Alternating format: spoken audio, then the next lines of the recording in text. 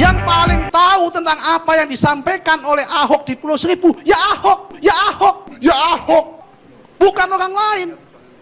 Itu ilmu tafsir, itu ilmu teks, hermeneutik. Karena itu dia tabayun, dia menjelaskan, dia minta maaf, saya tidak pernah bermaksud menyakiti umat Islam, saya tidak bermaksud mengakukan seperti itu dilakukan. Pertanyaan saya, saudara saya Nasir Jamil tadi mengatakan perlu tabayun. Majelis Ulama Indonesia yang hari ini membuat keterangan itu yang katanya dijadikan lisensi, apakah sudah melakukan tabayun, datang kepada Ahok atau memanggil Ahok? Maksudnya seperti itu.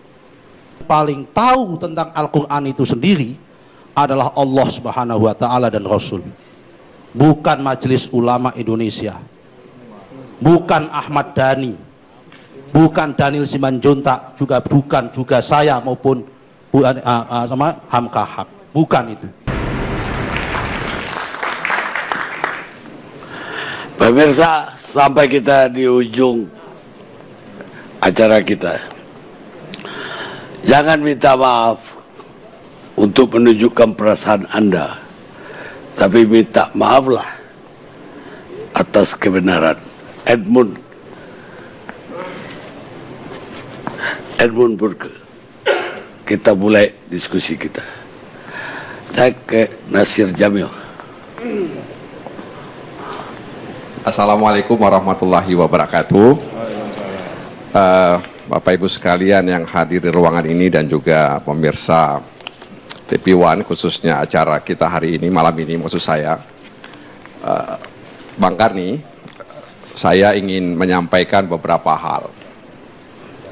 Yang pertama, karena Saudara Basuki Cahayapurnama ini katanya berasal dari Bangka Belitung Timur, dan orang Bangka itu identik dengan orang Melayu, dan orang Melayu biasanya suka berpantun, maka saya ingin menyampaikan pantun. Bukan.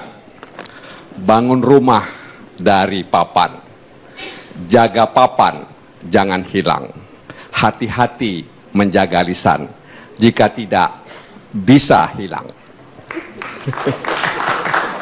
Jadi kalau lisan kita tidak kita jaga, marwah kita bisa hilang, wibawa kita bisa hilang, kehormatan kita bisa hilang, persatuan kita bisa hilang, kebinekaan kita bisa hilang, solidaritas kita bisa hilang, kepercayaan kita bisa hilang, bahkan demokrasi kita bisa hilang.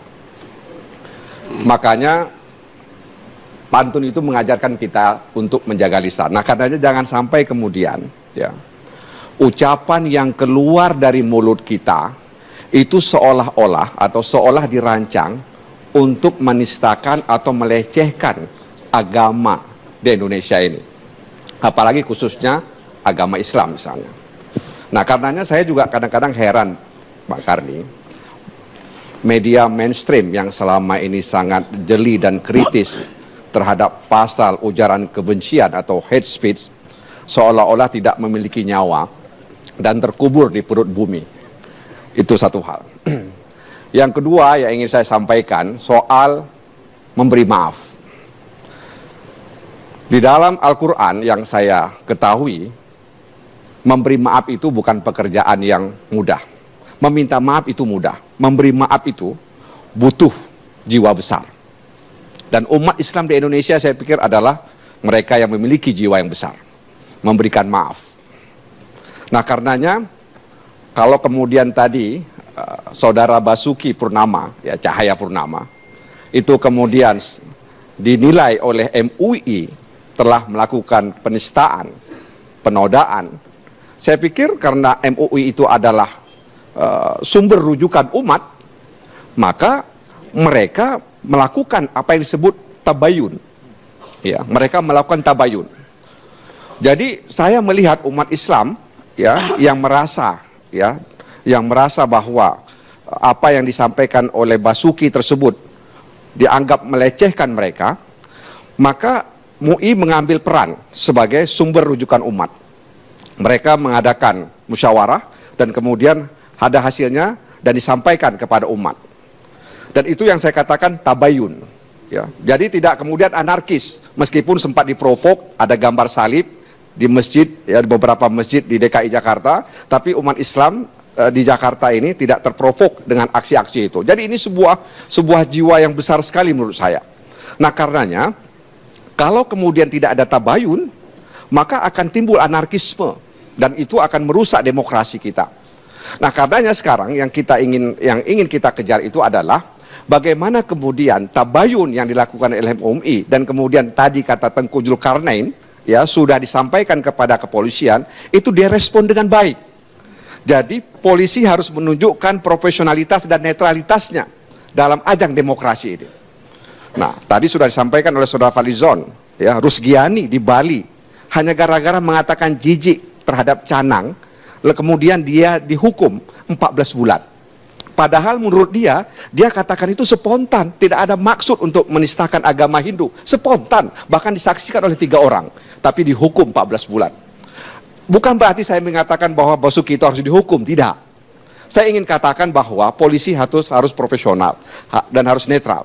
Nah karenanya kita harapkan, ya, kepolisian, ya, itu kemudian harus bisa adil, objektif, kemudian profesional, dan bertanggung jawab dalam menangani kasus ini. Jangan diambang-ambang, karena itu akan menimbulkan ketidakpastian dan keadilan. Jadi Bang Karni yang saya hormati, saya pikir hal-hal seperti ini menunjukkan bahwa memang umat Islam di Indonesia, khususnya di Jakarta, sudah sangat dewasa menyikapi hal-hal seperti ini. Bayangkan kalau kemudian ada unjuk rasa, kemudian merusak dan lain sebagainya, itu akan memberikan image bahwa umat Islam tidak dewasa dalam menyikapi ini. Dan ini bukan pertama kali sebenarnya. Banyak peristiwa di mana kemudian Islam dilecehkan, tapi umat Islam tetap dewasa dalam menyikapi ini. Nah karenanya, karena kita adalah negara hukum, maka MUI dan kemudian beberapa elemen masyarakat kemudian masih percaya dengan hukum di negeri ini. Itu yang harus kita acukan jempol, Bang Karni. Masih percaya dengan penegakan hukum di negeri ini. Kalau mereka tidak percaya dengan penegakan hukum ini sudah anarkis. Tapi mereka masih percaya, bahkan MUI pun, ya, masih percaya dengan penegakan hukum sehingga melaporkan kepada kepolisian. Sebagai institusi penegak hukum, maka harus merespon ini dengan cepat. Ya, apalagi tadi kalau benar kata Ahmad Dhani bahwa Pak Tito misalnya pernah mengatakan bahwa mereka polisi menangani kasus-kasus itu berdasarkan opini masyarakat, ya kan? Itu artinya Bang Karni yang saya hormati, ya, polisi, ya, harus menunjukkan, ya, menunjukkan bahwa mereka adalah profesional, modern, dan terpercaya. Jadi sekali lagi memang kita katakanlah umat Islam di Jakarta ini sudah menyerahkan sepenuhnya kepada institusi penegak hukum dalam hal ini kepolisian, maka sudah saatnya kemudian kepolisian merespon ini dengan rasa adil, tanggung jawab, profesional, dan objektif. Itu yang kita harapkan, dan itu diharapkan oleh semua orang Indonesia. Demikian, terima kasih Bang Karni. Wassalamualaikum warahmatullahi wabarakatuh. Waalaikumsalam. Sekarang giliran Nusron Wahid. Ini di tim ses jabatannya apa? Saya ketua partai, Pak. Tidak di tim sukses. Menghantarkan tim sukses. Ketua partai? Ya, ketua partai bidang pemenangan pemilu di Partai Golkar. Saya kira udah ketua Partai Golkar. Iya. Assalamualaikum warahmatullahi wabarakatuh. Bapak Ibu sekalian yang kami hormati, umat Islam ini memang biasa ramai. Ramainya umat Islam itu selalu disebabkan oleh 2 hal. Kalau nggak salah paham, pahamnya salah. Selalu itu aja. Kalau nggak salah paham, ya pahamnya salah. Saya ingin menegaskan di sini, yang namanya teks apapun itu bebas tafsir, bebas makna. Yang namanya Al-Quran, yang paling sah untuk menafsirkan, yang paling tahu tentang Al-Quran itu sendiri adalah Allah Subhanahu wa Ta'ala dan Rasul, bukan Majelis Ulama Indonesia, bukan Ahmad Dhani, bukan Daniel Simanjuntak, bukan juga saya maupun sama Hamka Haq, bukan itu. Al-Haqqu min Rabbik, kebenaran itu hanya datang dari Allah Subhanahu wa Ta'ala. Itu adalah ilmu tafsir. Yang paling tahu tentang teks, ya orang yang membuat teks itu sendiri. Dalam ilmu sastra, Mas Fadli senior saya di UI, ada namanya proses kreatif. Yang paling tahu tentang makna puisinya Taufik Ismail, ya Taufik Ismail. Bukan kita menerjemahkan seakan-akan. Karena itu kiai-kiai saya, guru-guru saya, ulama-ulama saya dulu, ketika memaknai Al-Quran saya ngaji, tidak pernah mengklaim dirinya paling benar. Selalu ditutup dengan satu kalimat, wallahu a'lamu bimuradihi, bahwa hanya Allah lah sesungguhnya yang paling tahu tentang maknanya, bukan orang lain. Karena itu kalau menjadi ulama, menjadi kiai, mengutip Al-Quran, jangan hanya mengutip dengan surat Al-Quran yang terjemahan. Man laisa syekh bil Quran wa syekhu wa syaiton. Barang siapa yang belajar Al-Quran tanpa guru, gurunya setan, multi interpretasi. Yang paling tahu tentang apa yang disampaikan si Buyani, ya si Buyani. Guntur bebas menafsirkan. Karena itu perlu tabayun. Malam ini dia menjelaskan, maksud saya nggak seperti itu. Yang paling tahu tentang apa yang disampaikan oleh Ahok di Pulau Seribu, ya Ahok, bukan orang lain. Itu ilmu tafsir, itu ilmu teks, hermeneutik. Karena itu dia tabayun. Dia menjelaskan, dia minta maaf, saya tidak pernah bermaksud menyakiti umat Islam, saya tidak bermaksud mengakukan seperti itu dilakukan. Pertanyaan saya, saudara saya Nasir Jamil tadi mengatakan perlu tabayun. Majelis Ulama Indonesia hari ini membuat keterangan itu yang katanya dijadikan lisensi. Apakah sudah melakukan tabayun, datang kepada Ahok atau memanggil Ahok? Maksudnya seperti itu. Tabayun itu harus memanggil orangnya, bukan berpendapat sendiri. Itu tabayun. Bukan berpendapat sendiri, itu tabayun. Ini saya sampaikan dengan kebenaran. Untuk membuktikan apa yang saya sampaikan, saya ingin mengutip sebuah hadis Nabi. Nabi pernah mengatakan, khairul quruni qarni, summal ladzina yalunahum, summal ladzina yalunahum, summal ladzina yalunahum, yalunahum. Sebaik-baiknya masaku pada masa Nabi Muhammad. Setelah itu masa sahabat. Setelah itu masa sahabat Bani Umayyah. Setelah itu masa sahabat Bani Abbasiyah. Setelah itu masa ulama dan sebagainya sampai sekarang. Ini adalah mana derajat kebaikan. Saya ingin bertanya, sejarah membuktikan Pak Karni tidak ngarang. Pada abad Bani Abbasiyah, Khalifah Abbasiyah ke-16, Sultan Khalifah Al-Mu'tadid Billah pernah mengangkat seorang gubernur namanya Umar bin Yusuf, seorang Kristen taat, menjadi gubernur di Al-Anbar, Irak. Apakah di waktu itu tidak ada surat Al-Maidah 51 pada zaman itu? Apakah pada masa itu tidak ada ulama-ulama yang menafsirkan Al-Maidah? Mohon maaf. Apakah ulama-ulama yang pada masa itu kalah soleh, kalah alim dengan ulama-ulama hari ini? Bukti kedua, saya ingin mengatakan, dari semua ayat Al-Quran, terjemahan Al-Quran, hanya teks bahasa Indonesia saja yang memaknai bahwa aulia itu pemimpin.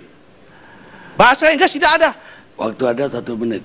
Ya kan? Tidak ada seperti itu. Karena itu Bapak Ibu sekalian, ini semua apa yang disampaikan Ahok itu tidak lepas dari konteks sosial hari ini. Sebelum Ahok dilantik menjadi gubernur menggantikan Pak Jokowi, sudah ada kok. Di ILC ini juga saya hadir, yang mengatakan menolak Ahok jadi gubernur pada saat itu. Karena juga dengan ayat ini juga. Dan bahkan kemudian membuat gubernur tandingan. Saya ingin mengatakan, Indonesia ini negara Pancasila. Namanya negara Pancasila itu adalah hukum-hukum Islam, syariat Islam adalah harus kita hormati dalam konteks ranah privat. Tapi dalam konteks pengambilan keputusan ada konsensus bersama, misakon golidon, yang namanya Pancasila itu. Di dalam Pancasila sudah jelas Muslim, non-Muslim boleh menjadi pemimpin, boleh menjadi apapun.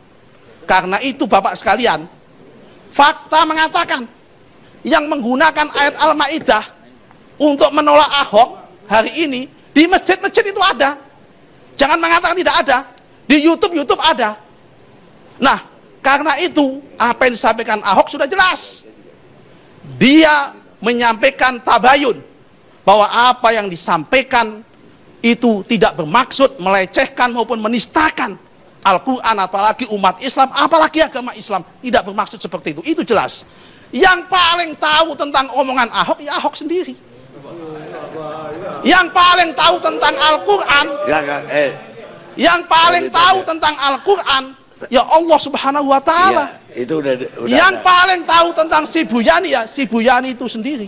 Itu udah ada sebutkan tadi. Oke, karena itu sekalian, kalau kita ingin berpolitik sebagai negara Pancasila, ayo kita sepakat bersama-sama malam ini, hentikan penggunaan ayat-ayat untuk politik. Ayat Al-Maidah tidak ada kaitannya dengan politik. Ayat Al-Maidah multi tafsir. Karena multi tafsir tidak usah dipakai justifikasi untuk menistakan orang, untuk melawan orang dan sebagainya. Kita kembalikan cita-cita besar kita sebagai bangsa Indonesia. Mendirikan negara ini susah. Baik. Mempertahankan negara ini jauh lebih susah. Karena itu negara ini tidak boleh bubar hanya karena urusan-urusan sepele. Baik. Sekian, terima kasih. Berdirilah di samping seseorang ketika orang itu, saya gak izinkan siapapun, berdirilah di samping seseorang ketika orang itu berbuat benar, tapi berpisahlah ketika orang itu berbuat salah. Abraham Lincoln. Saya sekarang ke Rasulullah. Terima kasih Bang Karni. Kalau kita simak diskusi hari ini itu Gak ada lagi waktu. ada tiga hal ada yang tadi. berkembang di sini. Perbedaan tafsir tentang Al-Maidah, yang kedua pro kontra dalam kaitan pilkada, yang ketiga penegakan hukum. Saya tidak akan bicara tentang perbedaan tafsir Al-Maidah, saya tidak punya kapasitas. Biarlah para ulama yang sudah belajar itu saling menjatuhkan di sini. Ya, bahkan bukan saling menjaga, tapi hobinya memang saya begitulah pimpinan umat Islam itu. Nah, baik, pada sekitar tahun 60-an ya.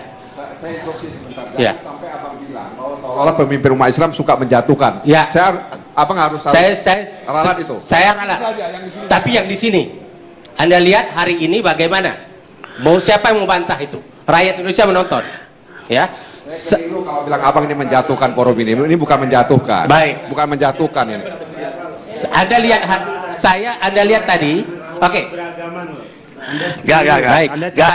Saya tadi memang belum, saya salah. Saya minta Anda bicara sebagai pakar hukum. Ya, makanya saya masuk kepada Bukan hukum Islam. Baik. Tapi hukum. Baik, saya cabut. Tapi Anda lihat apa yang terjadi tadi. Ya, Itu oke. saja. Ya. Gak usah kita perdebatkan lagi. Pada tahun 60-an itu ada kasus seorang yang menginjak-injak Al-Quran dan menghina Nabi. Nah, saat itu terhadap orang itu mau ditegakkan hukum, tapi tidak ada aturan hukum di dalam KUHP yang bisa digunakan untuk menegakkan itu.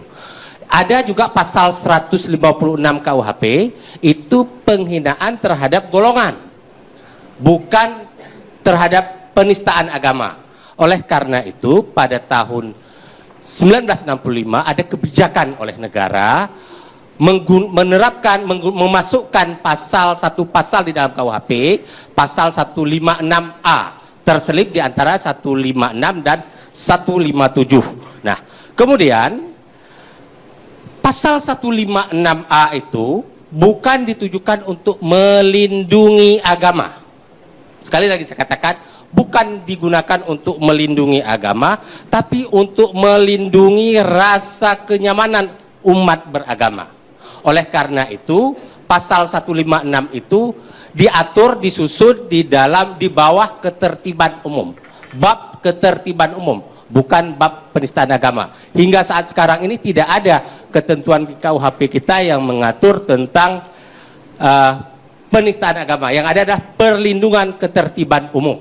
Nah, kemudian terkait tadi yang dibicarakan dengan niat, ada maksud, ada tidak sengaja. Nah, pasal 156 itu dia berupa offset atau kesengajaan yang terpenting terpenuhinya unsur pelakunya menyadari, ya, pelakunya menyadari bahwa perbuatannya itu, perkataannya itu sangat patut akan terjadi dampak-dampak di kemudian hari, akibat-akibat di kemudian hari.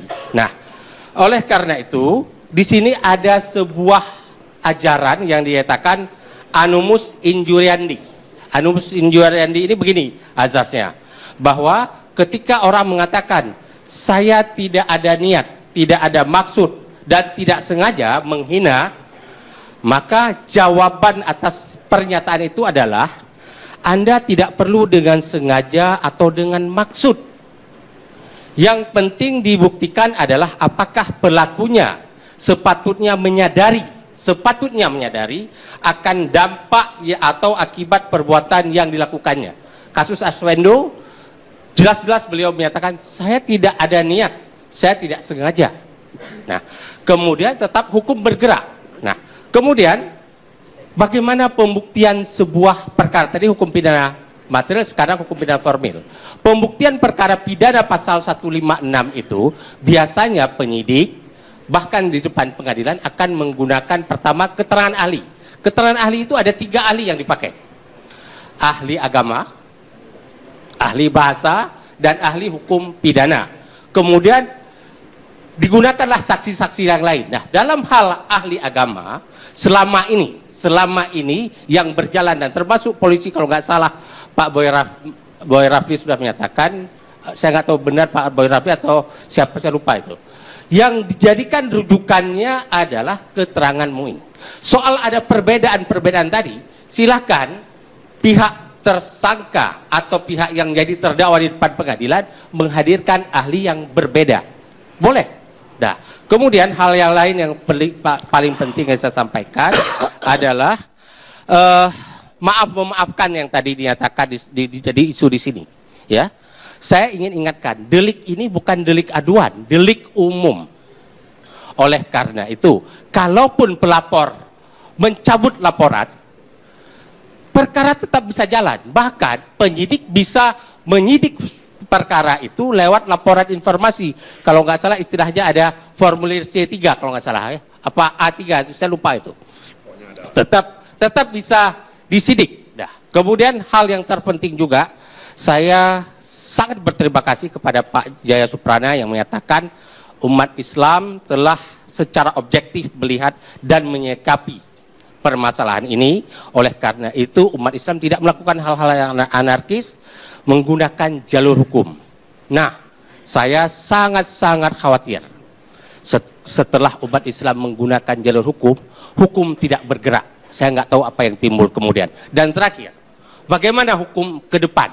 RUU KUHP masih mengadopsi nilai-nilai pasal 156A ini. Jadi, sekali lagi, demi ketertiban umumlah pasal 156A ini dimasukkan di dalam hukum pidana kita.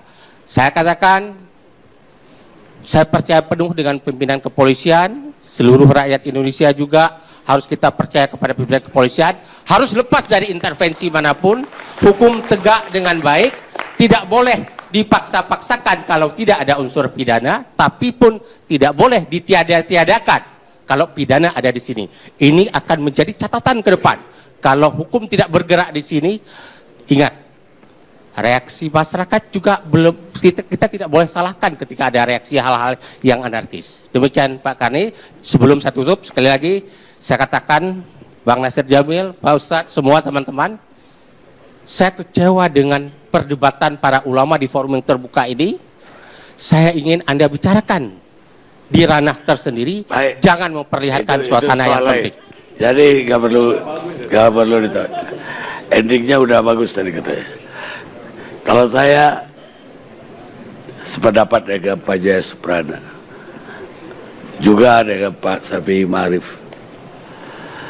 ini semua udah terjadi demi keutuhan kita berbangsa dan bernegara. Maka maka tiada lain bangsa diminta untuk memaafkan. Dengan Anda memaafkan, masa lalu tidak akan berubah. Tapi dengan maaf Anda akan mengubah masa depan. Kata Bernard Metzler, Oz Radio di Amerika. Dan akhirnya bagaimana proses hukum kita serahkan kepada penegak hukum. Kita ketemu ILC akan datang.